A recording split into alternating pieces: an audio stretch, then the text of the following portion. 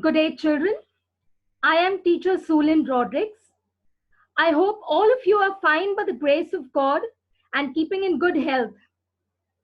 I will be teaching Standard 10th English, Unit 1, Chapter 4, which is a poem written by the renowned playwright and poet William Shakespeare. The poem is titled All the World's a Stage, and it is a monologue recited by a character from the play named Jacques, and the name of the play is As You Like It. In this poem, the character compares the world to a stage on which the drama of human life is enacted, and he also adds that this scene of life is enacted in 7 parts. I will first recite the poem and then explain it to you. All the World's a Stage by William Shakespeare. All the world's a stage, and all the men and women merely players.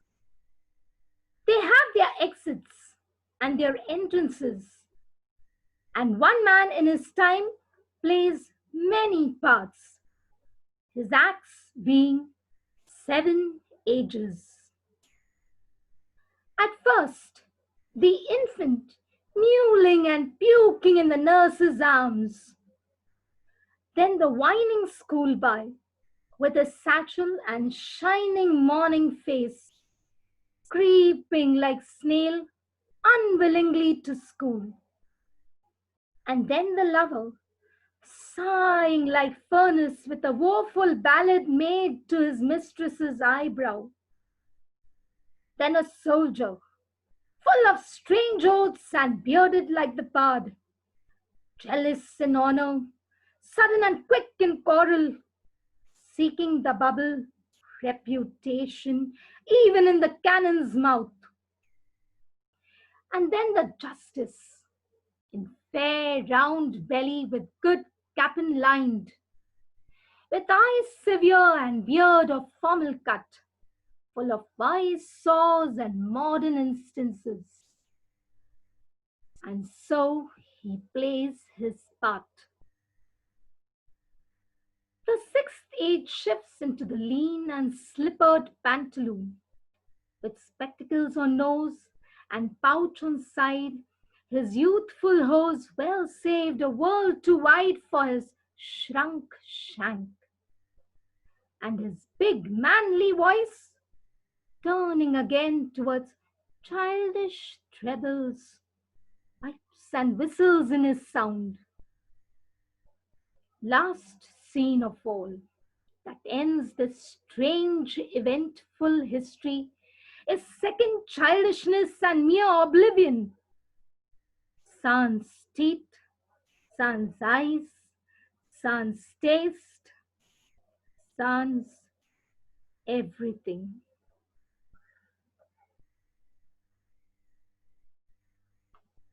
We will now go through the poem part by part, and I will explain the various lines to you. All the World's a Stage by William Shakespeare. All the world's a stage, and all the men and women merely players. They have their exits and their entrances, and one man in his time plays many parts, his acts being 7 ages. A stage here refers to the world. The word players refers to actors in a play. Over here, the word player refers to people. Exits and entrances refers to deaths and births, while ages refers to the roles a person plays during his lifetime. Now, in these lines, the poet compares this world to a stage, and he says that all the men and women here are actors who play various roles in this drama of life. He continues that each person is born and dies, and that each person during his lifetime has to go through this drama or face this drama of life, and he has to play all these seven parts or seven roles. The poet has made use of many figures of speech, like the very first line where the poet says, all the world's a stage, is a metaphor, where he has compared the world to a stage. The second line, where he has compared men and women to players or actors playing a role, is also a metaphor. The line, they have their exits and entrances, once again is a metaphor, as deaths and births are compared to exits and entrances made by the various players or the various actors in the play. This line is also an antithesis because two opposite words, exits and entrances, are used in the same line to create a poetic effect.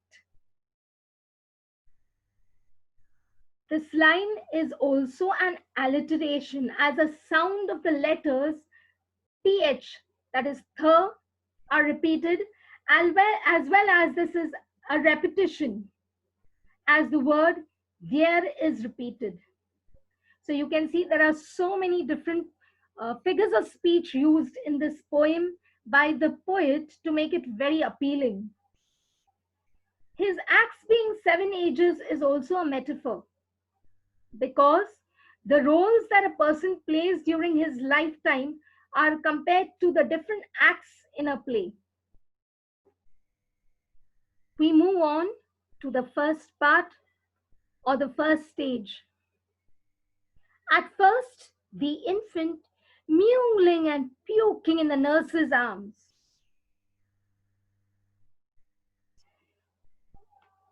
Mewling is the crying of a small baby which sounds almost as if a cat was mewing.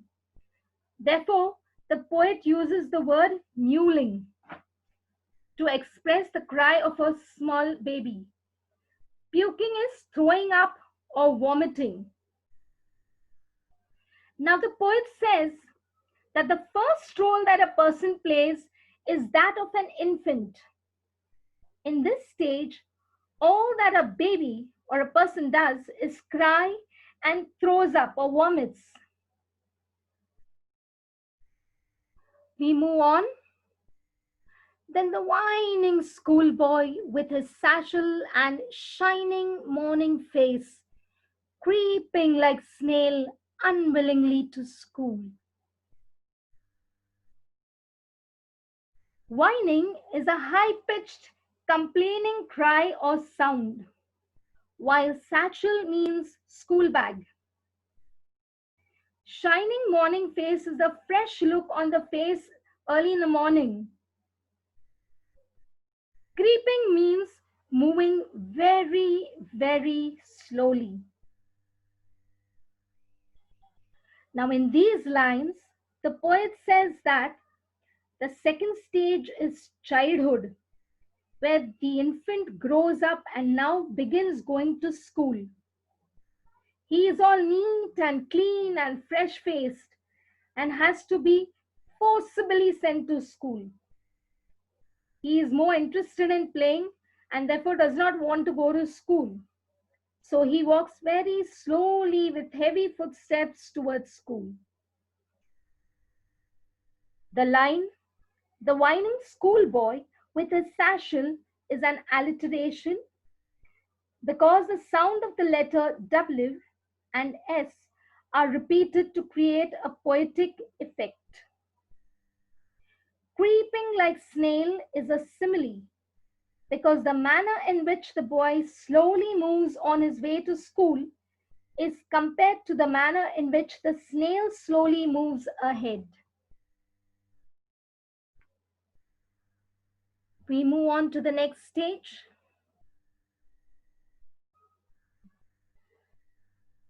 And then the lover, sighing like furnace with a woeful ballad made to his mistress's eyebrow.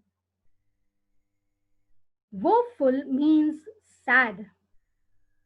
Ballad is a poem. Sighing is a deep, prolonged, audible breath as one when one is frustrated. Over here, the poet is talking about the third stage of life. That is when the small boy becomes a youth. In this stage, he falls in love and is seen sighing whenever he is away from his beloved. And he also composes poems praising his beloved's beauty.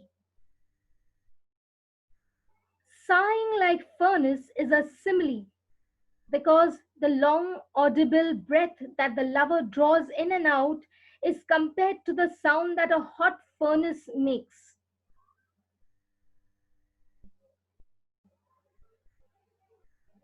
And then the lover with a and then the lover sang like furnace with a woeful ballad made to his mistress's eyebrow. This is an alliteration because the sound of the letters th and the sound of the letters w are repeated to create a poetic effect. With a woeful ballad is also an example of a transferred epithet because the woefulness of the poet is transferred to the ballad or the poem that he writes. We move on to the next stage. Then a soldier, full of strange oaths and bearded like the pard, jealous in honor, sudden and quick in quarrel, seeking the bubbled reputation even in the cannon's mouth.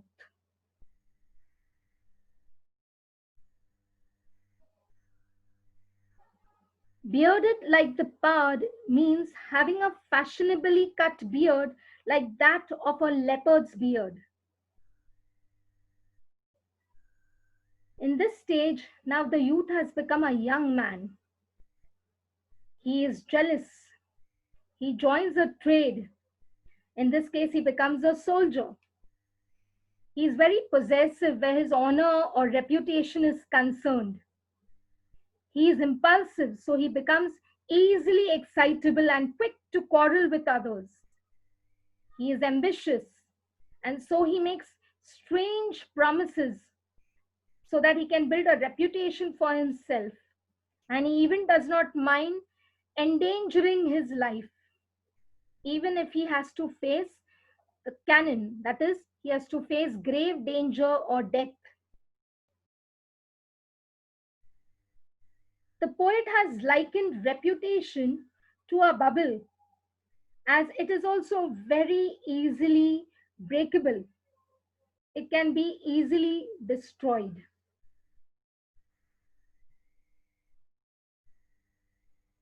The words bearded like the pard is a simile because the fashionable style of the young man's beard is compared to that of a leopard.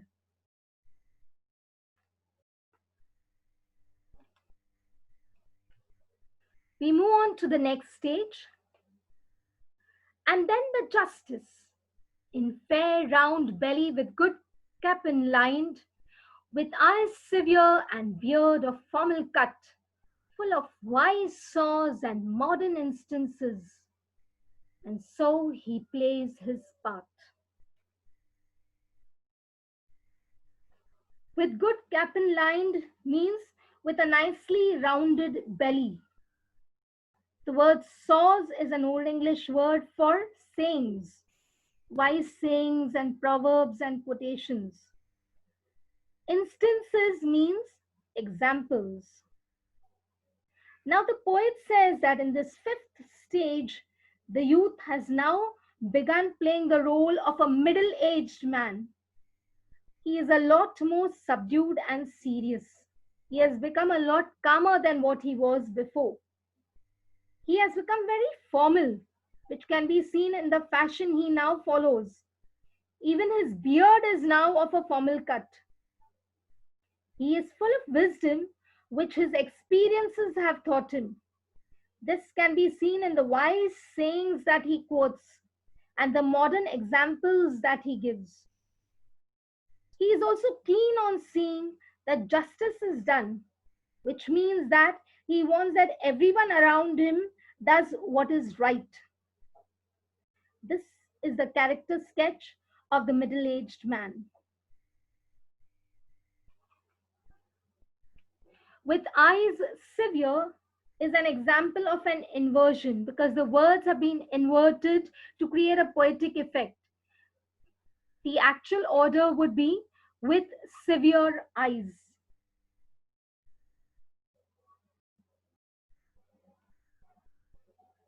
And so he plays his part. This line is an example of an alliteration because the sound of the letters P is repeated to create a poetic effect.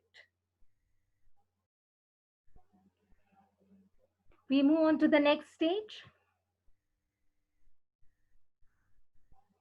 The sixth stage moves into the lean and slippered pantaloon.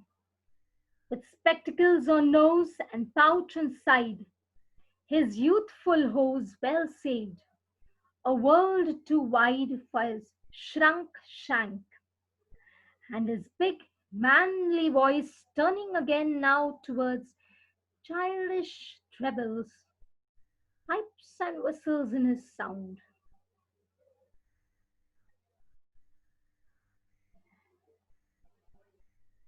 The poet is saying that now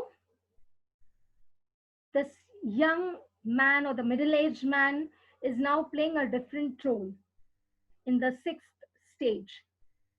Lean means thin. Pantaloon is our loose pants. Youthful hose are close fitting tights. A world too wide. That means these closed fitting tights that he used to wear have now become very, very loose.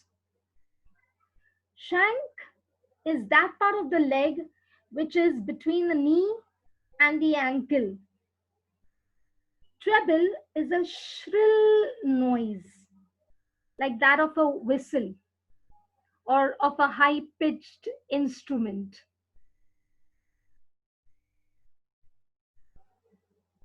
In the sixth stage, the man now plays the role of an elderly person. A big physical change is seen come over him. He is no longer fit and healthy. He becomes thin, that is, lean. The close fitting tights that he used to wear have now become loose. He is no longer fashion conscious. He wears slippers, and the old worn out pantaloon that he has with him since his younger days is what he now wears. His spectacles keep on slipping down his nose. He has his pouch tied to his side, lest he forgets where he has kept it. His manly voice now becomes like a child's voice. It has no strength in it. It turns into a thin, fine voice that cracks and breaks while he is talking. A world too wide and the line for his shrunk shank are both alliterations because the sound of the letters W and the sound of the letters sh are repeated to create a poetic effect. Turning again towards childish trebles is also an alliteration because the sound of the letter T is repeated. Pipes and whistles in his sound is an example of an onomatopoeia because the cracks and breaks in the person's voice resembles the sound of pipes and whistles. We move on to the last stage, last scene of all. that ends this strange, eventful history is second childishness and near oblivion. Sans teeth, sans eyes, sans taste, sans everything. Second childishness refers to old age. The word oblivion means forgetfulness or to be unaware of your surroundings. This refers to the stage when a person has become senile. Sans means without. This is the last stage of life which is being depicted. This last stage of life is old age, where the person lives in a state of oblivion. He becomes extremely forgetful. He forgets where he is, he forgets names and people. Physically, he loses most of his faculties. He loses his teeth, his eyesight, his taste. In the end, he even loses his life and everything that he strove all through his life to achieve. He has to leave it all behind. And this is how this stage performance ends. That is, this is how human life ends. The poet has made use of euphemism in the line, the last scene of fall that ends this strange, eventful history, because he uses a milder way to express death, which is a very harsh term. The line, sans teeth, sans eyes, sans taste, sans everything, is repetition. Here, the poet repeats the word sans to emphasize on the fact that the person is without his senses. If you have noticed, this entire poem is metaphorical because the different stages of life are compared to the different roles that a person would enact if he was giving a stage performance. With this, we end this poem.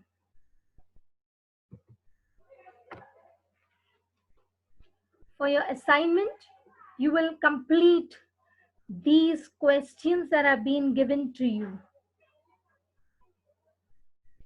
Thank you, children. Have a nice day.